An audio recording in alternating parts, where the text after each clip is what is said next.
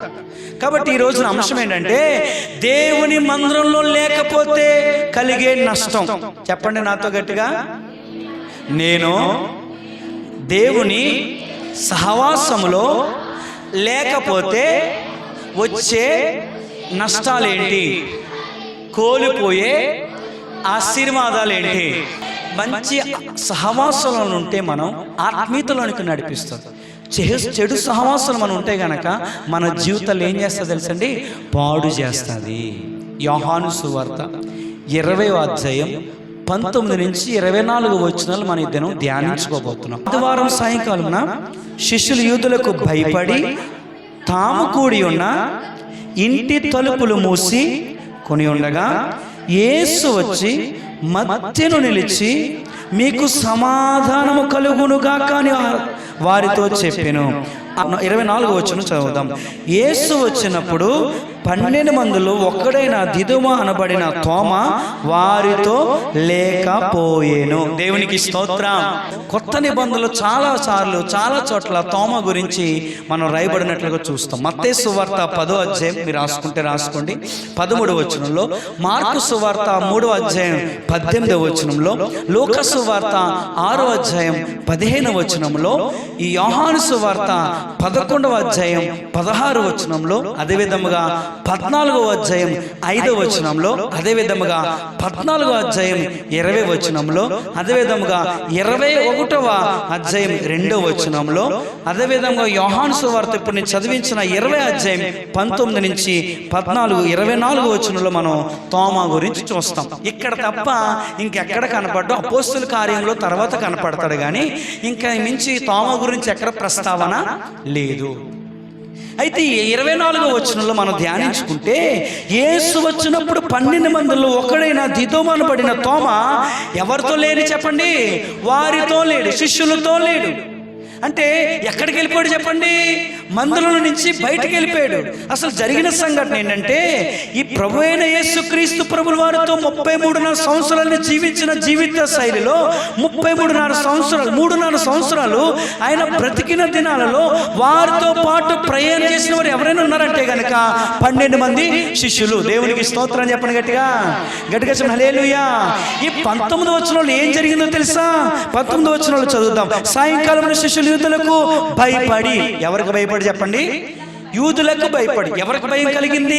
ఈ 12 మంది శిష్యులకు. ఆల్రెడీ ఒకడు చచ్చిపోయినట్లుగా మనం చూస్తాం. ఇంకెంతమంది ఉంటారు చెప్పండి? 11 మంది. 11 మందిలో ఒకడు ఎక్కడికి వెళ్ళిపోయాడు చెప్పండి? బయటికి వెళ్ళిపోయాడు. ఈ విషయాలు గుర్తుపెట్టుకోండి. 11 మందిలో ఒకడు ఎక్కడికి వెళ్ళిపోయాడు? బయటికి వెళ్ళిపోయాడు. ఈ బయటికి వెళ్ళిపోయిన వ్యక్తి ఎవరు చెప్పండి? తోమ. ఎంతమంది ఉన్నట్టు?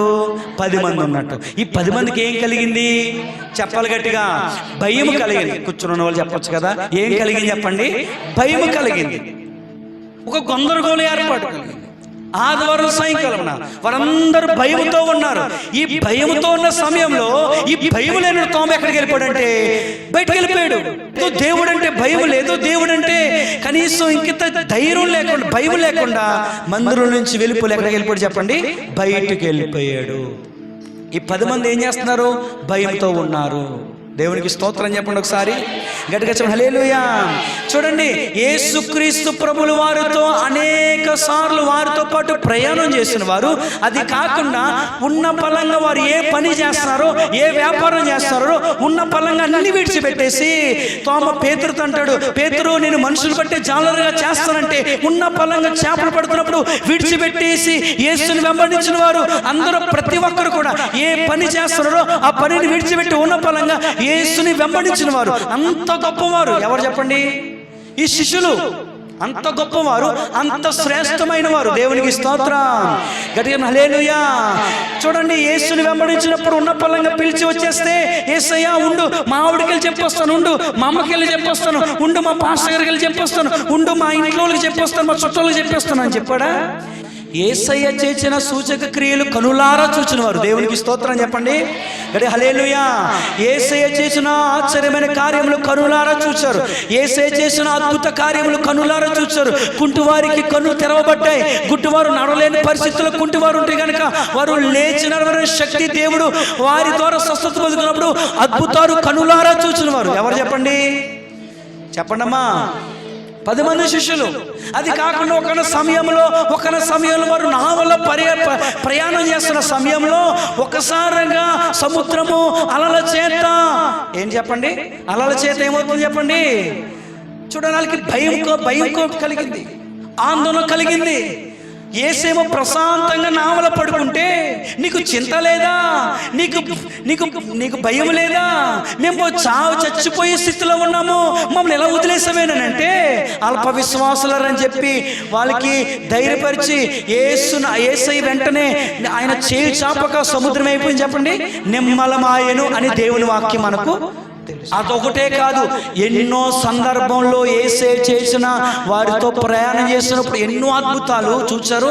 ఎంతో అనుభవం వారికి ఉన్నది. ఆమేన్ చెప్పండి గట్టిగా చెప్పండి హల్లెలూయా. మనకు కూడా కొన్ని సార్లు ఏదైనా రియల్గా చూస్తేనే నమ్ముతాం. కొన్ని సార్లు మనుషులు చెప్పిన మాటలు ఖచ్చితంగా మనము నమ్మము. రియల్గానే కనులారా చూస్తేనే ఏదైనా నమ్ముతాం. కానీ కొన్ని సార్లు చెప్పిన ప్రజలు చెప్పిన మాటలు ఖచ్చితంగా మనం నమ్మము. అలాంటిది మన విశ్వాసం. ఇప్పుడు ఇక్కడ జరిగిన సంఘటన ఏంటి, వారితో ప్రయాణం చేశారు, వారితో పాటు ఆశ్చర్యమైన కార్యములు చూశారు. అయితే అనేక సందర్భాలు అద్భుతాలు చూశారు. కుంటి వారిని దేవుడు స్వస్థపరిచాడు, కన్నులు లేని వారికి దేవుడు కన్నులు తిరిగి ఇచ్చాడు. సముద్రము కొన్నిసార్లు ఆ సముద్రం అలల చేత కొట్టుకున్నప్పుడు నిమ్మలము చేసినప్పుడు వారు అద్భుతాలు చూశారు. దేవునికి స్తోత్రం. మీకు ఇంకో విషయం చెప్పిన, లాజరు చచ్చిపోతే తిరిగి సమాధి నుంచి బయటకు రంటే ఆ లాజరు సమాధి నుంచి బయటకు వచ్చినప్పుడు వీరు కనులారా చూచారు. అంటే ఎంత గొప్పవారో చెప్పండి ఒకసారి, చాలా గొప్పవారు. యేసయ్య ఏమన్నాడంటే, నేను చచ్చిపోతాను, నేను సిలువలో నా ప్రాణాన్ని అర్పిస్తాను, నేను తిరిగి 3వ దినాన తిరిగి లేచుతాను అని చెప్పారా లేదు చెప్పండి, చెప్పారా లేదా? ఆ మాట వారికి తెలుసు కదా. ఆ రాత్రి ఏం జరిగింది చెప్పండి, సైనికులు వచ్చారు, యేసయ్యని తీసుకుని వెళ్ళిపోయారు, ఆయనని సిలువలో ఏలాడదీశారు. ఏలాడదీసినప్పుడు కూడా శిష్యులు ఉన్నారా లేదా, కుట్టినప్పుడు ఉన్నారా లేదా? మీరు ఎందుకు చెప్తున్నానంటే తర్వాత వాక్యం అర్థమవుతుంది, ఓకేనా? ఉన్నారు, కనులారా చూశారు. కొన్ని సందర్భంలో యూదుల పరిశీలందరూ కూడా నువ్వు కూడా యేసుతో తిరిగిన వాడే కదా అన్న సమయంలో భయపడిపోయి ఏమైపోయారు చెప్పండి, వెళ్ళిపోయారు. ఇక్కడికి ఒకసారి ఆగితే కొన్నిసార్లు మనం కూడా దేవుడు మన పక్షాన ఉన్నాడని తెలిసి కూడా కొన్నిసార్లు పరిస్థితులను బట్టి భయపడిపోయి ఎక్కడెక్కడికో వెళ్ళిపోతాం. అర్థమవుతుంది నేను చెప్పే మాటలు? ఎక్కడెక్కడికో మందిరాన్ని విడిచిపెట్టి వెళ్ళిపోతాం. ఇక్కడ ఆగితే మరలా వచ్చేస్తే యేసయ్య సిలువేస్తున్న సమయంలో వారితో పాటు ప్రయాణం చేసిన వారు తోమా కూడా ఎంత మంచివాడు అంటే, యోహాను సువార్త 11వ వచనం ఒకసారి తీద్దాం. 11వ అధ్యాయం 16వ వచనం చదువుదాం ఒకసారి.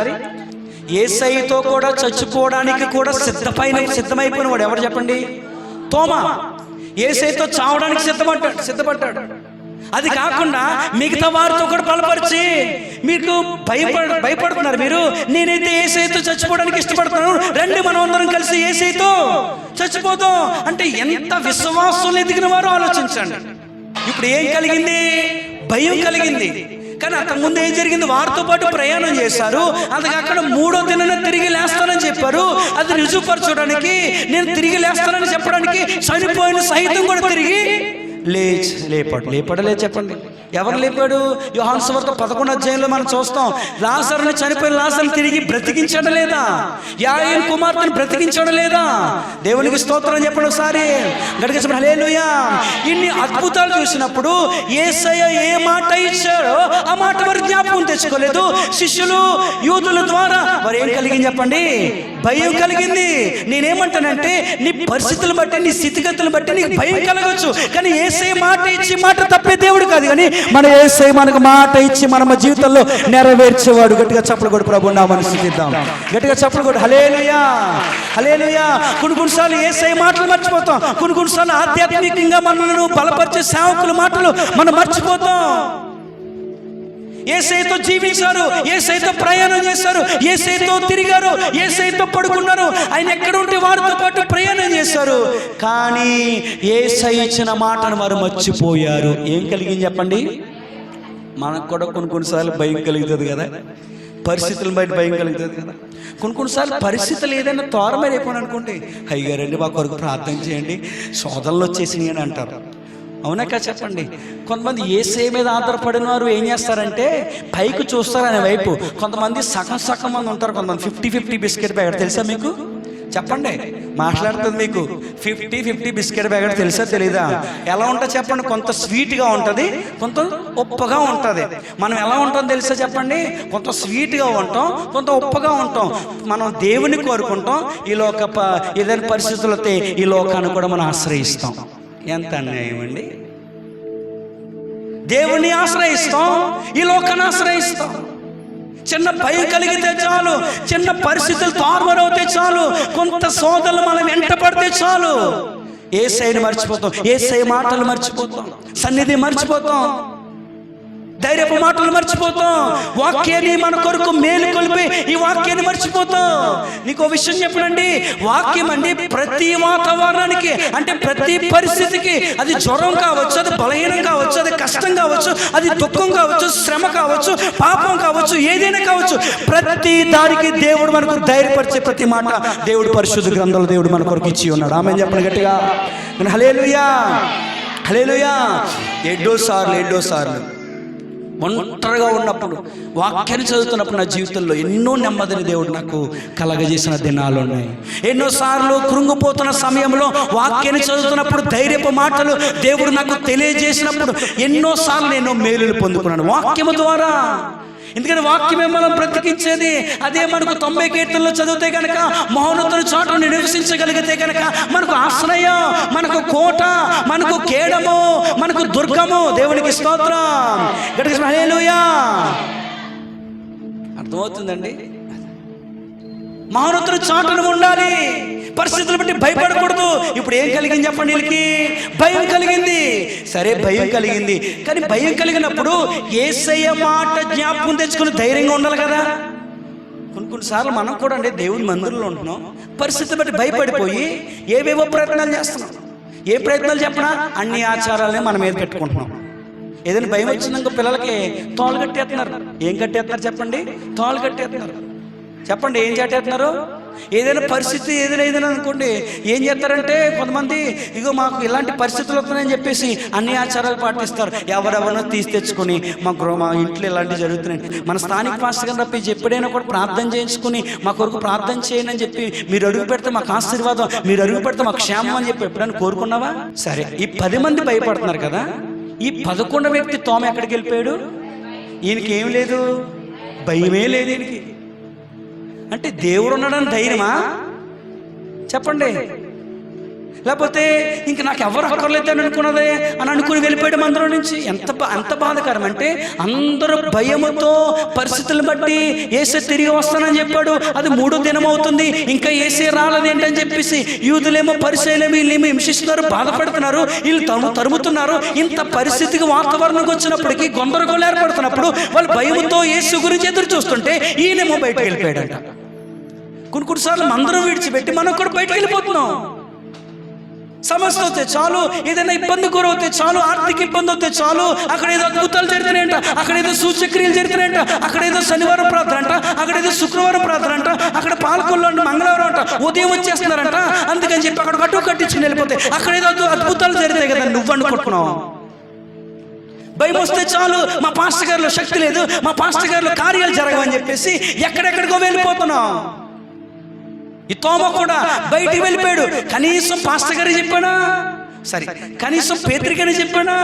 వారితో పాటు శిష్యులతో పాటు ఎవరికైనా నేను ఇలా బయటకు వెళ్తానని చెప్పాడా? ఎవరికి చెప్పకుండా వెళ్ళిపోయాడు వెలుపలికి.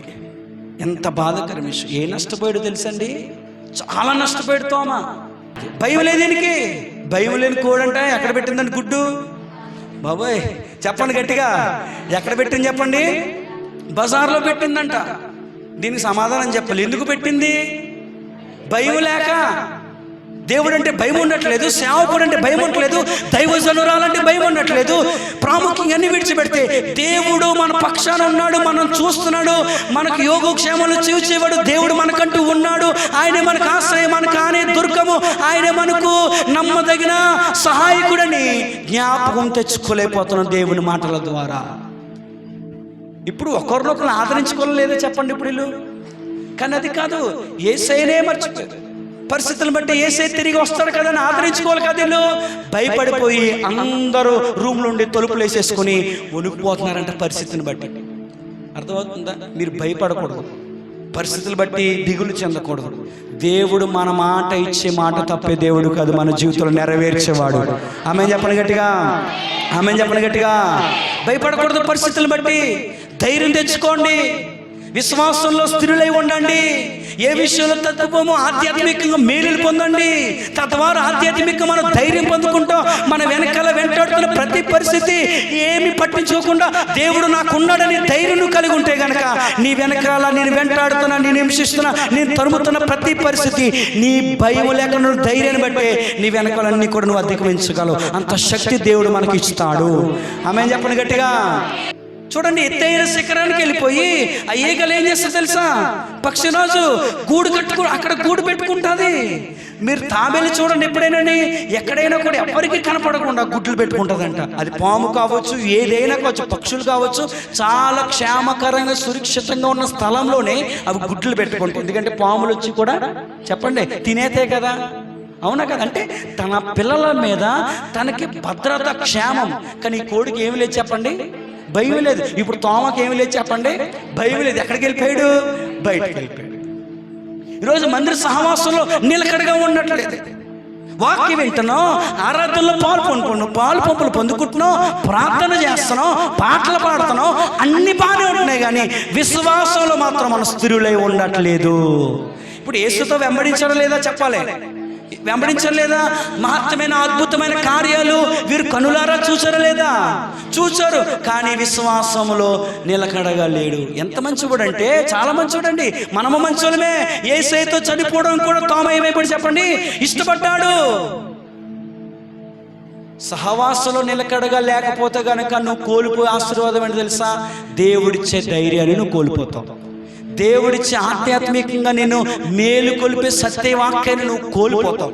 ఒక ఆదివారం నువ్వు మిస్ అయ్యవంటే గనక ₹1,00,000 ప్రసంగం నువ్వు పోగొట్టుకున్నట్టే. అర్థమవుతుందండి? ఎన్ని వేల రూపాయలు చెప్పండి, ఇంకంతగా మించి ఎంత ఉందో అంత విలువైన వాక్యం.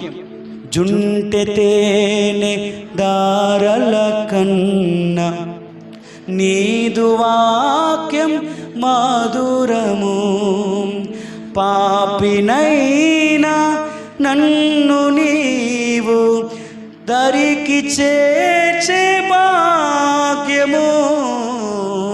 జుంటె తేనె దారల కన్నా నీదు వాక్యం మధురము. దేవుని వాక్యం మధురమండి. ఆ వాక్యమైన బ్రతుకును మార్చింది. దేవునికి స్తోత్రం చెప్పండి ఒకసారి. హల్లెలూయా. ముందుకెళ్దాం. ఏం కలిగింది చెప్పండి? భయం కలిగింది. భయం వచ్చింది. గదిలో భయంతో బ్రతుకుతున్నారు. చూడండి, భయం కలుగుతున్న సమయంలో ఏం జరిగిందో తెలుసండి? ఒకసారి చదువుదాం, కింద వచనాలు చదువుదాం. చూడండి, అది 19లో కింద.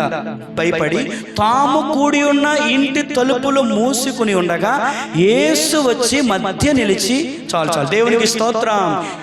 ఏం క్లోజ్ అయినా చెప్పండి? తలుపులు మూసుకుని ఉన్నారు. నేను అంటాను, నీకు ఎన్ని అడ్డంకులున్నా మన యేసే ప్రతి అడ్డంకులు తొలగించి నీ దగ్గరికి వచ్చి నీ పక్షాన నిలబడగలిగిన సామర్థ్యం కలిగిన దేవుడు ఎవరంటే మన యేసయ్య ఒక్కడే. గట్టిగా చెప్పడు కూడా ప్రభు నామమున స్తుతిద్దాం ఒకసారి. తలుపులు మూసుకుని ఉన్నాయి. మనమైతే తలుపులు గెంటుకుని రాలే, కానీ తలుపులు మూసి ఉన్నా కూడా ఆయన ఎక్కడికి వచ్చాడు చెప్పండి? ఎవరైతే భయపడుతున్నారో ధైర్యపరచడానికి యేసయ్య వాళ్ళ దగ్గరికి వచ్చేసాడంట. నువ్వు భయము దిగులు చెందవలసిన పని లేదు.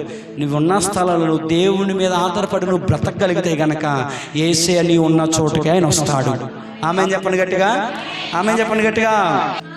మీకు సమాధానము కలుగునుగాక. దేవునికి స్తోత్రం. గట్టిగా చెప్పండి హల్లెలూయా. ఏం కలుగునుగాక అన్నాడు చెప్పండి? సమాధానము కలుగునుగాక. అంటే యేసయ్య వచ్చాడు, భయముతో ఉన్నారు, ఆ భయము తొలగిపోయింది. అది కాకుండా దేవుడు ఏమన్నాడు తెలుసా? మీ అందరికీ సమాధానము కలుగునుగాక అంటున్నాడు. ఆ సమాధానం ఎవరు కోల్పోయారంటే తోమ కోల్పోయాడు. ఈరోజు మన జీవితంలో ఏముండట్లేదంటే సమాధానం ఉండట్లేదు. కుట్టుమిట్లాడుతున్న సమాధానం లేక, నా యేసయ్య మీకు సమాధానం ఇచ్చునుగాక. కొంతమంది భర్తలు మారట్లేదని సమాధానం లేక, ఎంతోమంది ప్రార్థనతో ఎన్నోసార్లు ప్రార్థన చేసి జవాబు లేక, ఎవరైతే మీ పరిస్థితులు గుండా మీ పరిస్థితులను బట్టి మీరు దుఃఖిస్తున్నారో దేవుడు మీ కుటుంబాలకు దేవుడు గొప్ప సమాధానం ఇచ్చునుగాక. ఆమె చెప్పిన గట్టిగా. అది సహవాసంలో లేకపోతే కనుక కోల్పోయే నష్టం ఏంటో తెలుసా, ఆశీర్వాదం ఏంటో తెలుసా? ధైర్యం కోల్పోతావు, అది ఆశీర్వాదం కోల్పోతావు. ఒక ఆదివారం మిస్ అవుతావు, ఒక శుక్రవారం మిస్ అవుతాయి, నువ్వు ధైర్యం కోల్పోతావు, ధైర్యపు మాటలు కోల్పోతావు, విలువైన మాటలు కోల్పోతావు, నీకు బలాన్నిచ్చే మాటలు కోల్పోతావు, నీకు శక్తినిచ్చే మాటలు కోల్పోతావు, నీకు క్షేమాన్ని కలగజేసే మాటలు కోల్పోతావు. దేవునికి స్తోత్రం చెప్పండి గట్టిగా. హల్లెలూయా. రెండోది సమాధానం. అంటే దేవుడు దీవిస్తున్నాడండి, ఆ దీవులను ఉండట్లేదు, బయటికి వెళ్ళిపోయాడు. దేవునికి స్తోత్రం గట్టిగా. హల్లెలూయా, హల్లెలూయా.